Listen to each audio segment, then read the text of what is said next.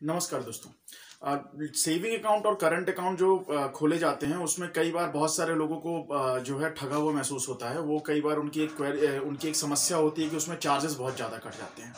Fund अगर maintain नहीं किया है उस अकाउंट में, कई बार सिचुएशंस ऐसी आ गई कि पेमेंट उसका जो है एक मिनिमम बैलेंस मेंटेन नहीं है तो बैंक चार्जेस काट लेता है। कई बार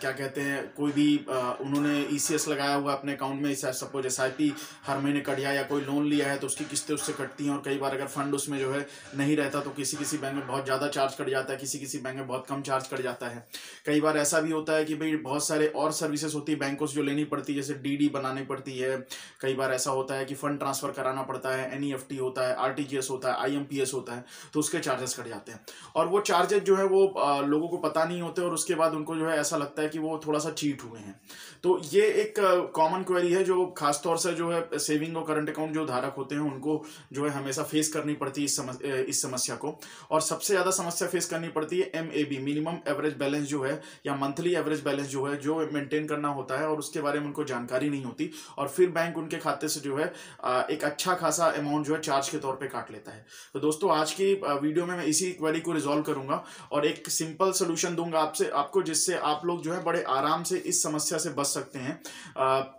बस उसमें आपको ध्यान ये रखना होगा कि अगर आपने खाता खुलवा लिया है कहीं पर तो अभी जाके आप उस चीज़ की डिमांड करिए। और अगर आपने उस खाते को नहीं अभी कहीं पे खुलवाने वाले हैं तो खाता खोलने से पहले उस चीज़ की डिमांड करिए। दोस्तों मैं बात कर रहा हूँ एसओसी की, यानी शेड्यूल ऑफ चार्जेस की।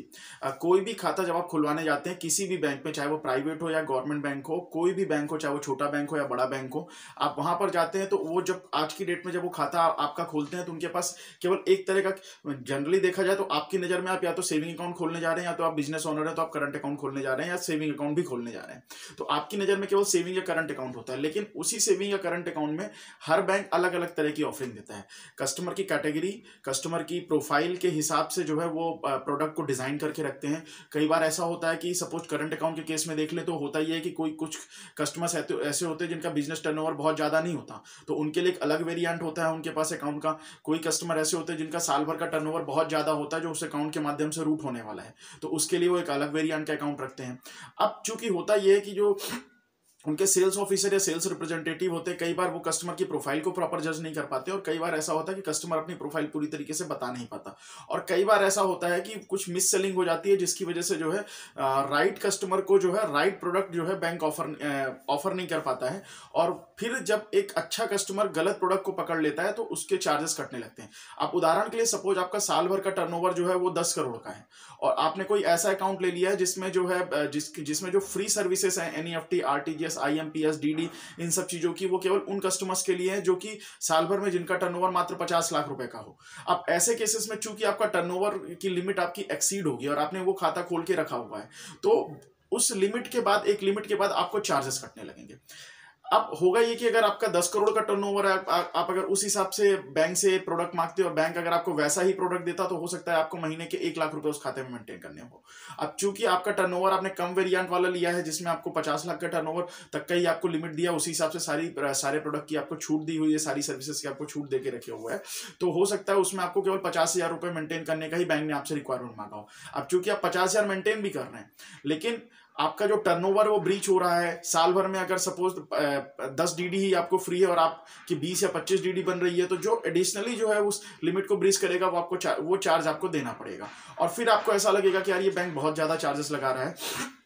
दूसरा एक समस्या होती है कि कई बार आप खाता खुलवाने के लिए जाते हैं और उसमें एक मिनिमम मंथली एवरेज बैलेंस होता है जो आपको मेंटेन करके ही रखना है, और आप उसको मेंटेन नहीं करते, आपको उसकी जानकारी नहीं होती, और उस बेसिस पे क्या होता है 2 दिन 4 दिन 10 दिन आपका अकाउंट उस बैलेंस से नीचे रहा और आपको लगता है कि नहीं यार ठीक है 2 4 10 दिन ही तो रहा है, लेकिन ओवरऑल उसका एवरेज बिगड़ जाता है उस अकाउंट का, और फिर आपको उसमें एमएबी के चार्जेस देने पड़ते हैं, और वो चार्जेस भी काफी तगड़े होते हैं। फिर आपको लगता है नहीं यार, आप थोड़ा सा चीट महसूस करते हैं अपने आप को कि बैंक ने आपके साथ